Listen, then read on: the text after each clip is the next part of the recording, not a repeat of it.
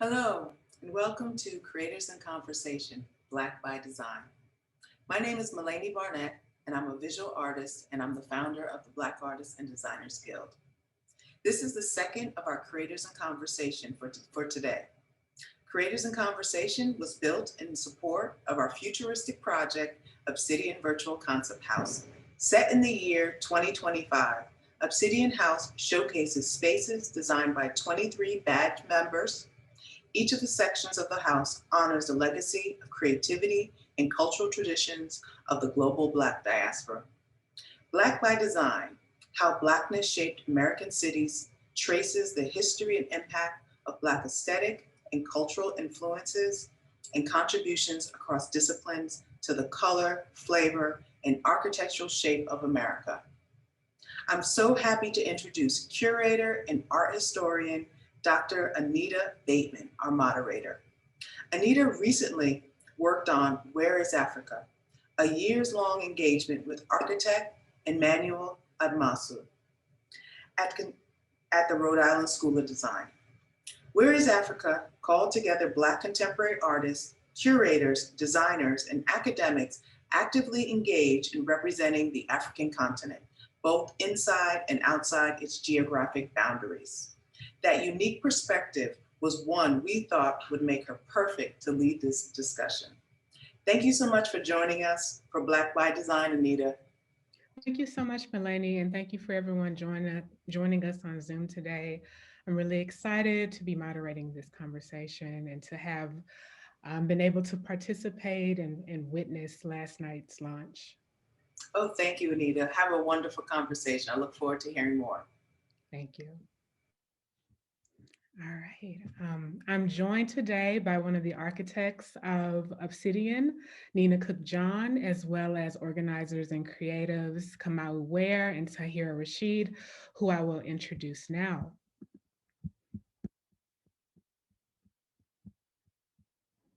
Nina Cooke John is a Jamaican born, New York based architect and interior designer. She imbues the spirit of transformation and innovation into every design project, from the structure of a home's interior to the streetscape of a city block. For 2 decades, Nina has been a sought after educator, having taught architecture and design strategy at Syracuse University and Parsons, the New School of Design. She currently teaches at Columbia University. Tahirah Rasheed was born in West Oakland, California, home of the Black Panther Party, and is the daughter of two Black Panther Party members. Rasheed is a scholar, organizer, and entrepreneur. As an international traveled disc jockey, former lab assistant, and published biomedical researcher, Tahirah lends her many talents and experiences to each venture in service of community. Tahirah is the co-founder of See Black Women, a Bay Area collective of artists and activists raised on Black feminist theory. She's working toward a day in which her ventures are part of the sustainable support of Black art in service of Black freedom, Black love, and Black prosperity. Kamau Ware is a multidimensional creative, blending complementary yet disparate disciplines as an artist and historian. Ware retells and expands history with scholarship and visual storytelling to fuse creativity and learning into one experience. As the founder and lead creative of Black Gotham Experience, or BGX, Ware has established an expanding array of public interventions that highlight Black history in New York City, which include interactive walks in Lower Manhattan, salon styled events called Nerdy Thursdays, and a developing series of photography based graphic novels, exhibitions, and talks. So let's welcome our panelists. We're going to have a great conversation. And I'm excited to talk about how Blackness shaped American cities. So, to Yeah. start off, to give a little context, I want us to begin about how Black modern communities developed in the United States. What are some of the ones that are still standing and which have been disassembled, whether through outright physical or systemic violence or just the passage of time? Uh, we acknowledge some of them, of course, and just outside learning and maybe learning them in school, but what are some that still serve as beacons for what the idea of a Black community means today?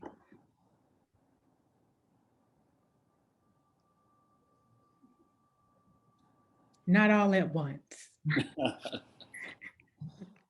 Well, I can start. Thanks for having me. It's a pleasure to be in community with you all this morning, at least this morning in Oakland. I would definitely say that Oakland stands out, being just that I'm from Oakland, so that's where a lot of my context will come from. People's cultural shared histories that have shaped Oakland. It's the home of the Black Panther Party. There are a lot of first Black establishments. There's Esther's Orbit Room, no longer standing, that was in Oakland, a place for music and culture. What makes Oakland a Black epicenter or cultural epicenter? You have B Love's Guest House. It's by Tracy Bartlow. It's a place um, similar to Airbnb, a bed and breakfast where people come and there's shared culture. She is a photographic journalist. Um, I would say that you have the Pullman Porter train station hub at Union Station in the back of West Oakland in the Bottoms. That is a place where Black service workers for the train uh, had unions. So um, that was also in Chicago. Um, and I'll stop right there. I don't want to take up too much, but give someone else some space. But definitely just Black establishments, aesthetically and energetically, that create and define these Oakland, for example, as a place of that as Blackness or a Black space community.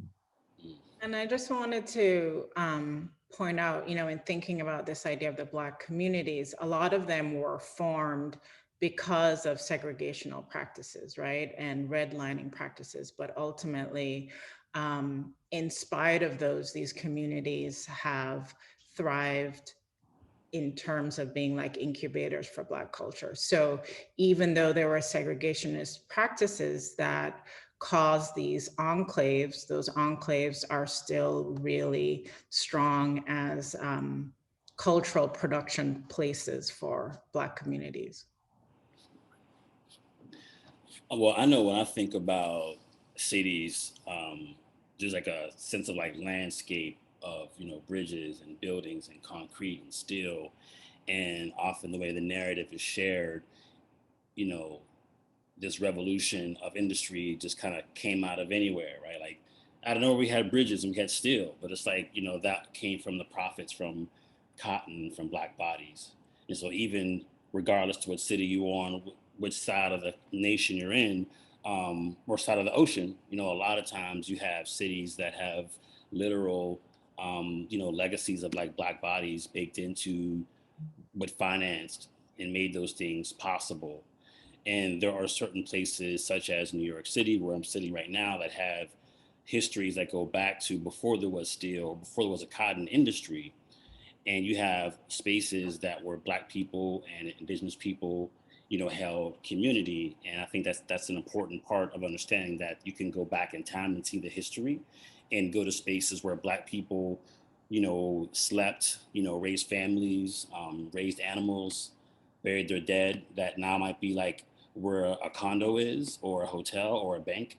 But even from the 1500s to what Tahirah is saying about these soulful spaces in the 19th and 20th century, 21st century, even the transformation of these locations have our ancestors baked into it. So a lot of places have the shadow and the light of Blackness, even if it came from forced labor.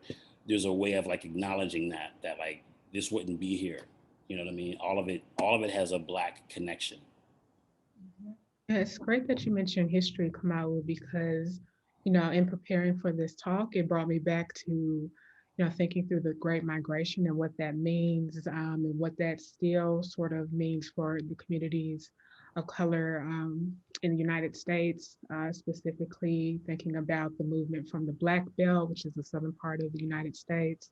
And I didn't know this, but for most of US history, 90% Black people lived in the Black Belt. And then in 1929, an estimated 1.5 million people moved to northern metro cities in order to meet the demands for industrializing, companies that were sort of recruiting but then discriminating once people, ended up migrating. Um, and thinking about the concentration of people who left the Black Belt, we of course know epicenters like New York, Chicago, and in the second wave, people were going out west in the Midwest, and so California becomes part of that expanded conversation. But it's interesting that now that we're sort of rethinking about migration, having to stay at home, that mass exodus seems all the more impressive, that that level of people just being able to and forced to leave their homes. So what are some of other cities that may come to mind when you think about the influence of Black Americans? What do those places have in common? Are they energetic? Are they aesthetically linked? And feel free to bring up, as Tahirah did, anecdotal sort of references. I actually love this question because my frame of reference is the Great Migration and this mass exodus of Black folks in America coming out of Black Reconstruction South and making that migration to Chicago, Detroit, Philadelphia, New York, and in my case, my family to Oakland and Richmond, California, from Mississippi and New Orleans. And then you also have New Orleans. One thing a lot of these cities have in common is they're either port cities or they're a place of industrialization. Philadelphia, Chicago. So you have you have a tendency to see in these cities of where Black folks migrated this negative impact of environmental racism from the industry, the industrial steel industry, the gas industry. And so the commonality is actually the physical construction of these neighborhoods, in which also like places like East Palo Alto, California, Oakland, you have actual freeways, the 101, the 880 that run through these cities that signify most neighborhoods as Black. There are places where my grandmother, my grandfather came to work, and the cannery in Richmond, California, or my father, the Port of Oakland.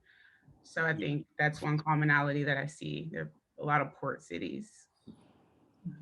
And also, kind of expanded on that Great Migration. So there were these Black enclaves that developed in each of these cities, right? Where they're building a strong community of Black people. And then as more people came, they would go directly into those enclaves. And I've been looking more directly on Black immigrants. I'm from Jamaica, and looking at West Indian migratory practices. And, they look at West Indians coming to the United States, like coming to New York versus going to a place like London. When they came to the United States, they could go directly into Black communities and have a kind of buffer from the larger white community, right? Whereas in places like London, that didn't exist. And so, they were directly into working class neighborhoods there. And they talk about, some people who, let's say that their sister now lives in New York, but they still live in London. And they would come, and how amazing it would be to go to these communities where there were majority Blacks. There are no majority Black communities in England, right? You think of Birmingham and those as being majority Black, and they're not. A lot of Black people live there, they're not majority Black. But when they're in places like, Harlem, Brooklyn, Detroit, Chicago, and being able to walk down the street And, you know, you talked about, is it just energy or aesthetic? There's definitely an energy. You know, I took my students who are working on a project in the Bronx, in the West Indian community, in the northern part of the Bronx there.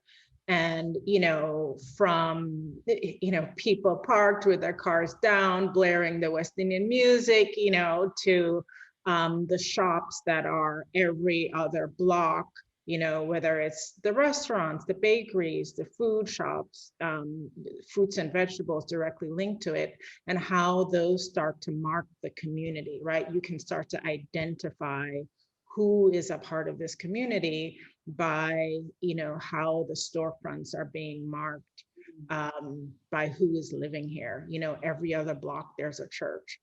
So, you know, these enclaves start to get marked by the people claiming their space, but they're really, really important for the continued migration of people as they start to come to this country, right? As more and more African migrants, migrants from the African continent start to come here, and also enlivening those existing communities.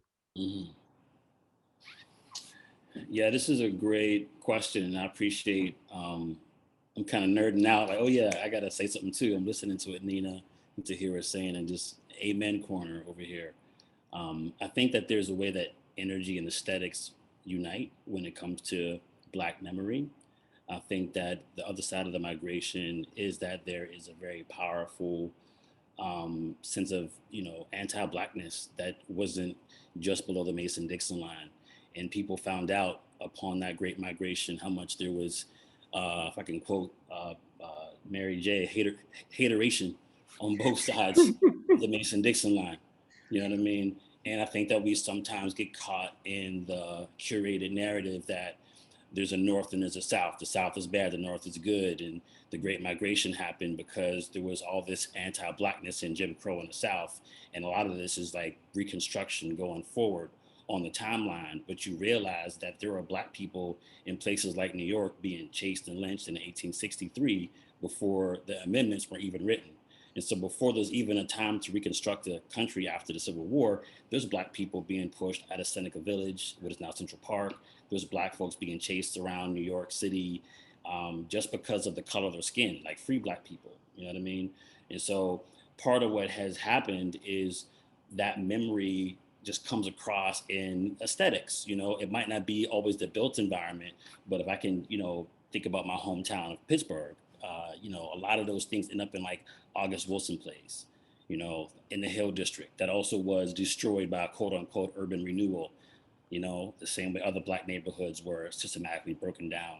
So I think that part of the aesthetic and the energy of Black design, Black creativity that impresses upon cities might not necessarily always be in the clear built environment, like a church or like a big building or a condo, but it might be on the billboard.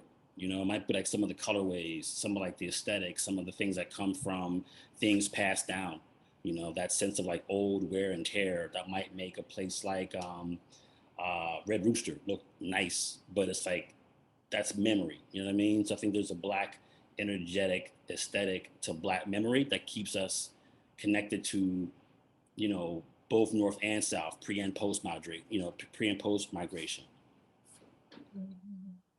Yeah, I'm thinking about you know, the most recent migration and migrations in general. How do you think the concept of, you know, the Black city has evolved, or how have we evolved in our vocabulary and understanding the Black city? Um, you know, what are some of the things that I guess yeah have what sort of vocabulary do we use now to think about, you know, the Black city, either adapting how we think about it or changing how we think about it? Mm. You said evolve or change. I'm just trying to get the word right. Evolved or changed, Mm. adapted in a Adapt. holistic sense. I think it's more interior. I think it's more personal. Mhm. I might want to come back to this question, but I feel like just a quick answer is I think that Black people are thinking more about interiors, like meditation. You know what I'm saying, and taking walks and prayer, whatever you do. I think that there's a city, but there's also like, what are you doing within yourself that somehow can be, connected with other people. Yeah, I might want to come back to this one, but that's just a quick thought. I don't know what the other, panelists think about this. Me, Go ahead, Nina. well, for me, I look at it a lot about in terms of like claiming space in the city, like how do you space to be able to take those walks and not be harassed, right? In terms of contested space and who belongs here and where can I walk and where can I be and where can I sit for longer than 5 minutes. I don't know if that leads necessarily directly to the Black city and more about Black bodies in the city in public space, right? And how can, the 5 of us stand on a corner and not, be pushed along, like that corner is for us. And again, in terms of kind of identifying markers of Blackness in the city, it's like, where do we take that space and claim that space? Whether it is starting in the 70s out of hip hop and how people started, tagging all the trains and whatever. It's like, this is me, we are here, see us. Even if we have to kind of make our mark in the middle of the night when the trains are parked wherever they're parked, so that as you see them driving by, in their splendor, that's our marking. This is where we kind of claim our space.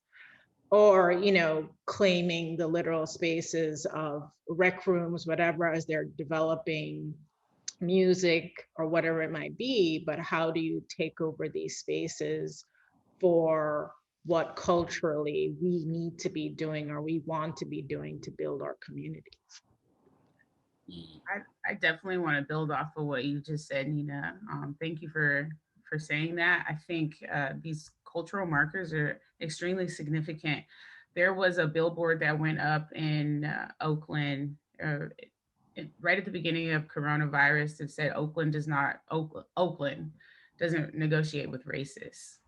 And I think that like specific identifier is a signal to everyone that this is the place where we don't take a lot of crap. It's also, like I said before, the home of the Black Panther Party. And now, you have Kamala Harris, where her origin story is Oakland, and that she is now in DC in the White House. It's another signifier and a way that people might migrate to Oakland, and seeing that this is a place where Black bodies are thriving and are taking a stand and trying to maintain the city's Blackness, because technically, statistically speaking, we just did the census and Oakland is only 23.8% Black and 32 point something percent white. So that has changed drastically over the last 10 years. And then I think, speaking to Oakland and these identifiers, and then I'll stop, you have folks like Carol Fife in District 3 in West Oakland, who is now our councilwoman and who led this fight for moms for housing, and Cat Brooks and Chaney Turner, who had Town Biz, a store, first cannabis store owned by a Black person. So I think these cultural signifiers are extremely important and define how a city maintains its Blackness, or how it evolves and how it is recreating or restructuring this migration, and what folks look and where folks look to establish themselves in a quote unquote Black city, like another one, Atlanta, Black affluence. Yeah, and just going off of your comment about cities and cities within cities or communities within cities, I'm just wondering, Nina, can you talk about why Black Artists Guild or Black Artists and Design Guild decided to build Obsidian House and instead of say Obsidian City, right? Why this microcosm? At a time where people are really expanding out and dreaming, are really monumentally about what it means to be situated in a larger place. Yeah. And I think, so Oakland was important for us. I mean, we were thinking too about technology and Black tech, but how can tech be seen as being in service of Black people, right? And how can we place it, if it's in the Bay Area, Oakland becomes this perfect place where, if we're supporting kind of Black family values, like the Black Panther, essentially a lot of their key tenets was healthy living for the Black family, right? Healthy eating, healthy family structures, educational. People don't talk about that stuff in terms of the Black Panther Party and the kind of community building that they were doing in terms of empowering Black people, starting from the fundamentals, right? And so those same fundamentals is what we were trying to address in the Obsidian Project. Like, how can we create, again, a safe place for Black families, a place that nurtures the mental, physical, emotional, creative health of the Black family, and especially coming out, designing it during COVID, right, where we were seeing that Black people were disproportionately affected because of all the things, health issues, disproportionate poverty, like all the things that pan from systemic racism. And so, also it's in the Oakland Hills, not always traditionally accessible to Black families, but if it's a futuristic project, a place where we think of, a hopeful, optimistic future, let's reclaim that space in the Oakland Hills for Black families, right? Where we can say, yeah, we can be here too, we can live here too, we can prosper here too. So, expanding the enclave, not just from these certain areas in the city where we need to be confined to, but opening up to other spaces where we can claim and make our mark and still be like a positive Black space. Yeah, and just going back to what you said a moment ago about Obsidian really responding to technology and innovation and how Black tech can sort of situate itself within Oakland Hills. I recently read that between 2008 and 2019, 18,000 companies left California for more tax-friendly states. And this movement out of the state has been called the Anti-California Dream, the tech exodus, and also it's been termed the Great Migration out of California. Maybe, recalling disparately the Great Migration of African Americans, of course, out of the South.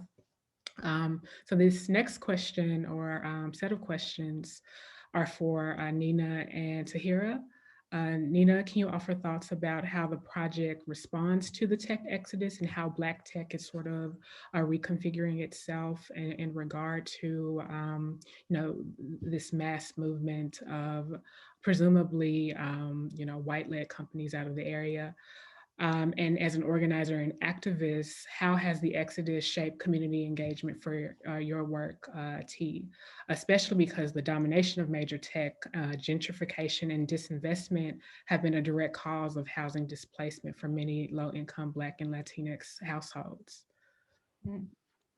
Well, I don't know that I definitely knew about this tech exodus, but it's funny because in a lot of these Black communities across the country through cities, many of them developed during white flight, right?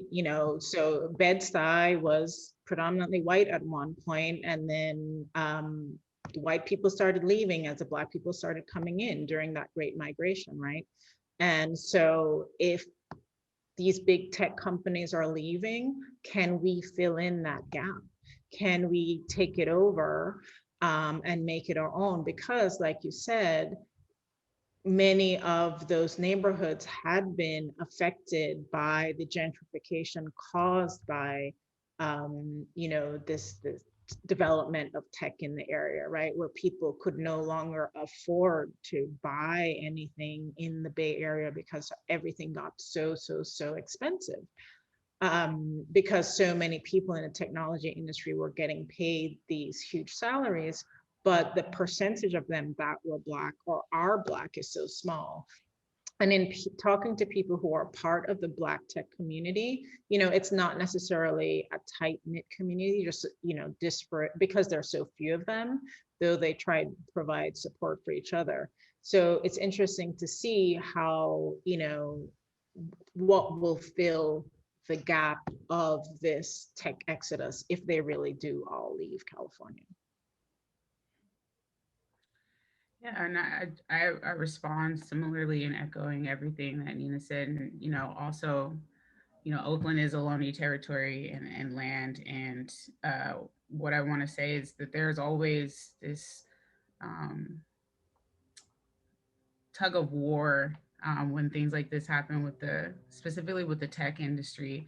As far as activism, I think that it's an opportunity for the remaining tech companies to engage in Black sovereignty and Black determination and Black economic power and opportunity. And so I think there are ways in which this is a good thing. This is a way for Black folks in Oakland to be able to afford the opportunity to, for me, example, buy a home in West Oakland, where I am from, where there are homes, $3 million in West Oakland. I would have never thought that. My parents brought the homes that we have in West Oakland in the 1970s, literally, I think in 1970, for about $5,000.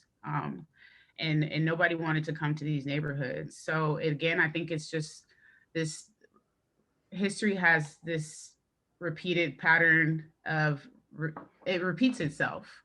And so one thing about Black folks is that we thrive in any kind of condition. And so that it's nothing really. It doesn't really negatively impact or affect, I don't think, activism in any way. I think it only is an opportunity for Black fortitude and determination, sovereignty. And so I see it as a great thing.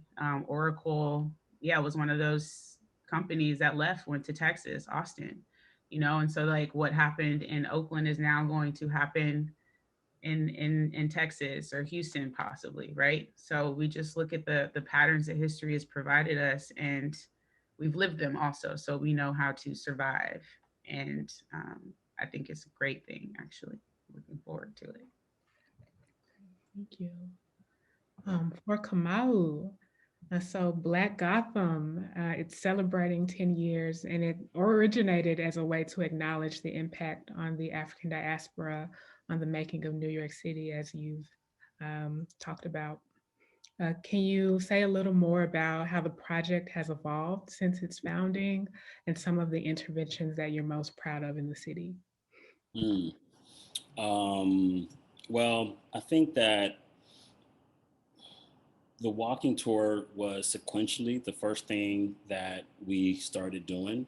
And the walking tour was necessary because there really wasn't much in the built environment that I could speak of to show that there was a Black woman named Catalina Anthony who had, 8 acres of land by Canal Street. There's like no buildings there to say such. So I had to kind of walk people through these spaces and talk about what would have been there hundreds of years ago.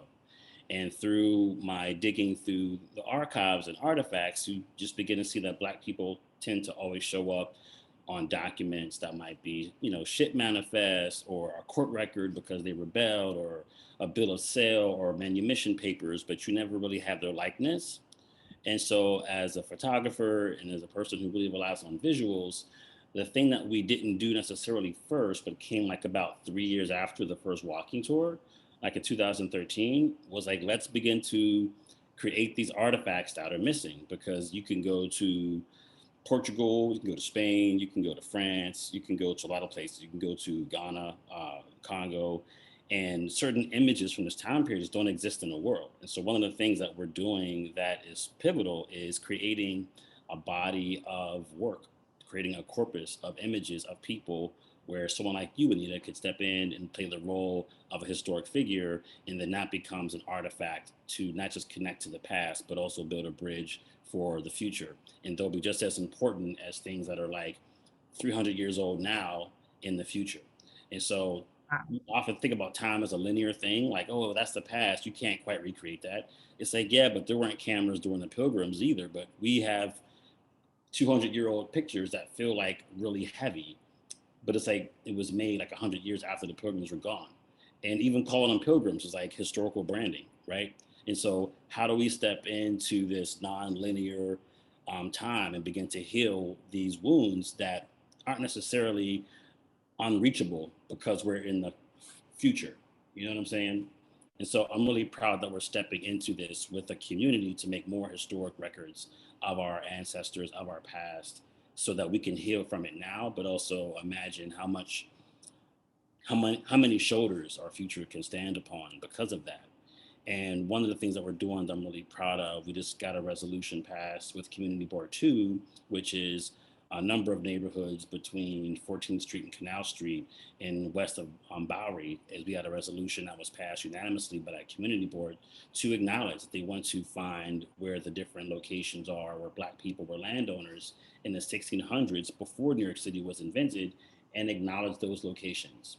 And so what's it like to be like a 12-year-old, you know, like the person who inspired Black Gotham was like a 12-year-old girl in 2008. What's it like to walk around Chinatown and see a marker that says it was a Black woman that owned land here in 1643?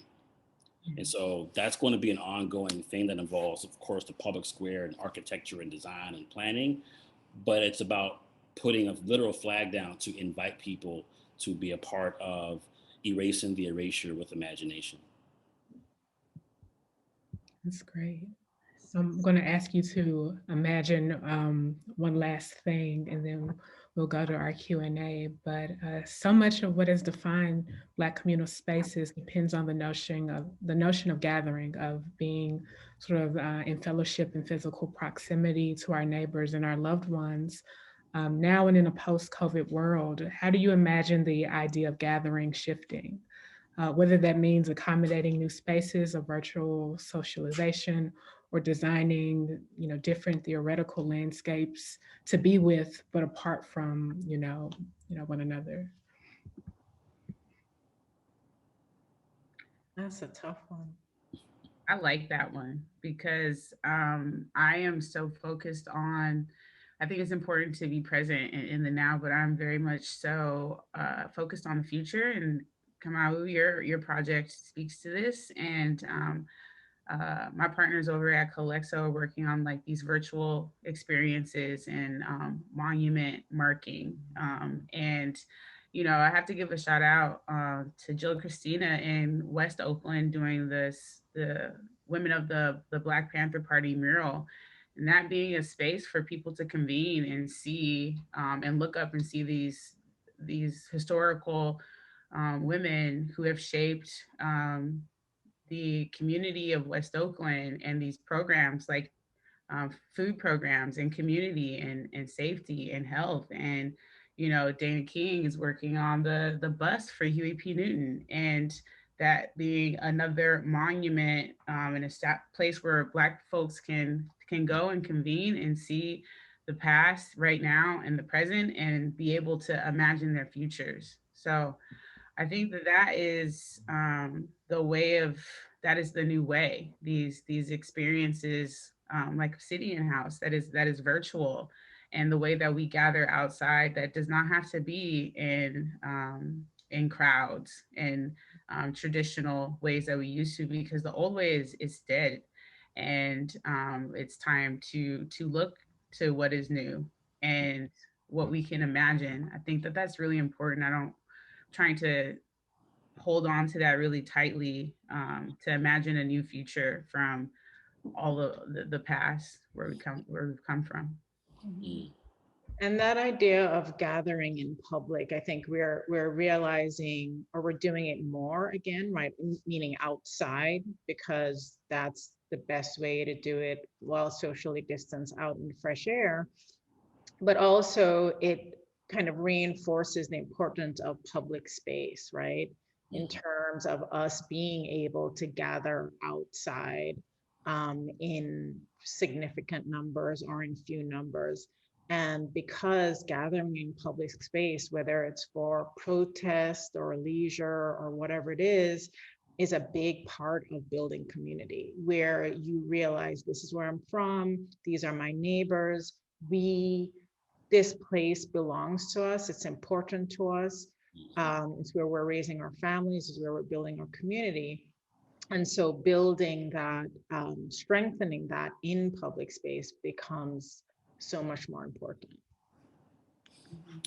Yeah, I think amen to this question, first of all. I think that in getting in public space is key. And I was talking to a friend of mine who's an architect, and we're just geeking out about how architecture doesn't just mean closing things. It's not just walls and putting you inside of a box. It's also how you interact with just nature and air and sun. And I think more people have begun to get outside and like, whoa, fresh air. That's nice. It's like, it's always been lit to take a walk and get some fresh air. And I've been walking as a form of sharing history for over a decade, but somewhere around like 3-4 years ago, I had a turning point where walking is like just one of my favorite ways of meditating and being mindful and being mobile and being mindful, and not, non-exclusive. You can be mindful and mobile at the same time. I think there's a part of your brain that just functions better when you're outside under nobody's, building, but just like sky, clouds, air, and you're just moving, getting air and thinking through things. And I think it's important for us to begin to understand how much the public square already tells our story. It's just hidden, and I don't want to get super, super ethereal, but it's like, as a human being living right now, like the world's already belongs to all of us, you know what I'm saying? And the fact that we like name cities and name states and name countries and name blocks, that all has a place. But at the end of the day, we're not supposed to feel like a stranger anywhere, Mm-hmm. And so I think that Black people got to begin to flip that whole conversation about where we belong, but where we not belong, Yeah. And I think like that whole, internal gathering is also kind of cool. Not to like be fully out there with everything, but I think some people you think about and then you dream about them, then you talk to them and they're like, oh yeah, I thought about you too. Or maybe you and your partner both wake up one day and say, I dreamed about you too.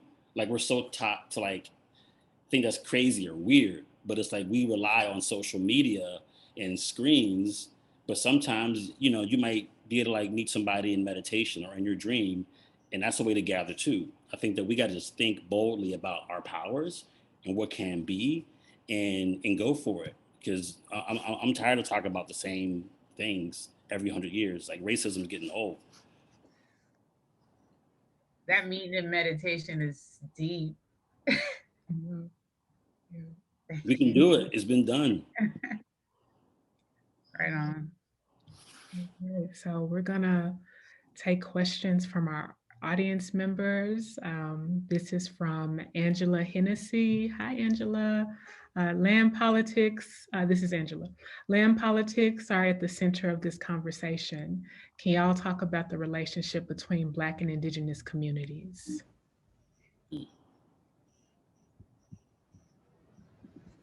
I got a short answer. We're in many ways, we're one and the same. We're Indigenous someplace, they're Indigenous here. A lot of Black people have Indigenous ancestry. We've intermixed. Like, look at Haiti. You know what I'm saying? Look at Maroons. Look at the Quilombos. You know what I'm saying? We have a lot of connectivity. I think we have to acknowledge them clearly, as this is their land that was stolen. But in many ways, literally, we already have, connected in very real ways. So, yeah, I feel like Indigenous people in the Americas is, family. Yeah, I have to agree with that. I think white delusionism is effective in trying to separate those experiences when we are folks who have been at the brunt of white delusionalism, right? I don't use the other term. And I think that, yes, always there is the respect and acknowledgement that Oakland, I'm on Ohlone territory. And I think one thing about land politics and as far as indigenous folks and communities is that I think people need to start looking at land trusts and what that means to give the land back to indigenous folks. And I think that's how I would like to answer that. Yeah, and I would just say ditto to both of those things in terms of, it really is about contested space.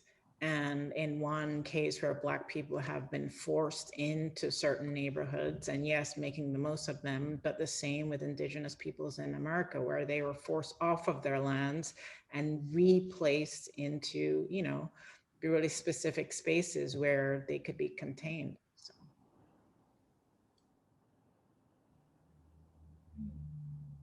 So going to, I'm sorry if I butchered this name, Kadiatu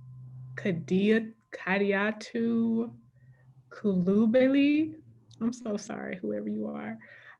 What are some of the nuances within Black communities you have experienced in cities? This person asks.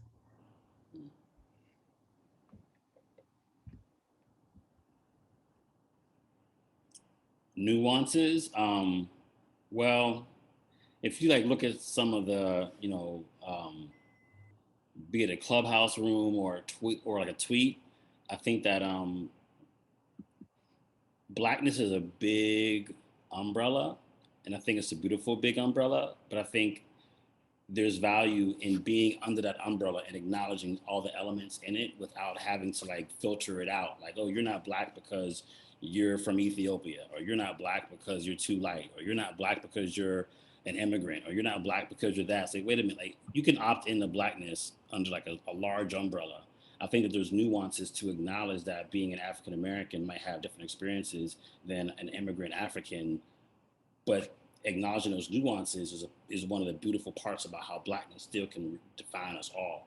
And so I appreciate seeing the differences, but those differences should be like flavors more than division. And so I think that there's a way that it's good to see people and not to say, oh yeah, you live in the Dominican Republic, so you're already Black, and assume that because you're darker than me.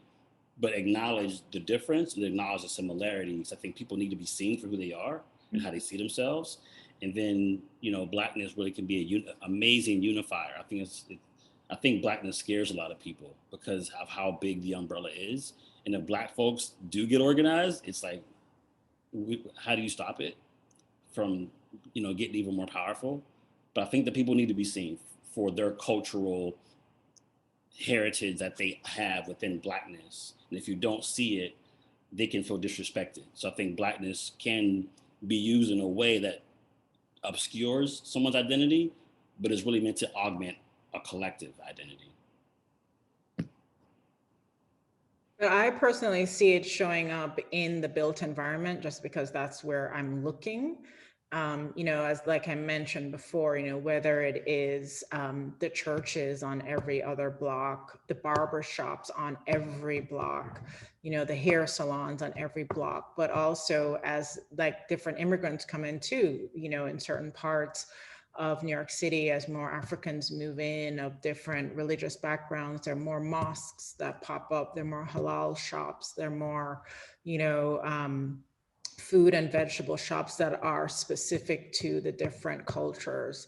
There are different, social spaces that pop up. So I'm finding that evidence in the physical environment in terms of how they start to mark, the storefronts, very literally.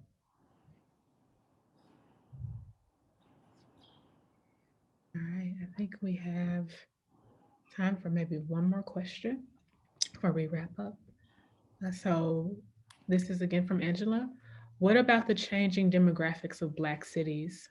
How do we keep our cities livable for Black folks who are increasingly, pushed out by gentrification?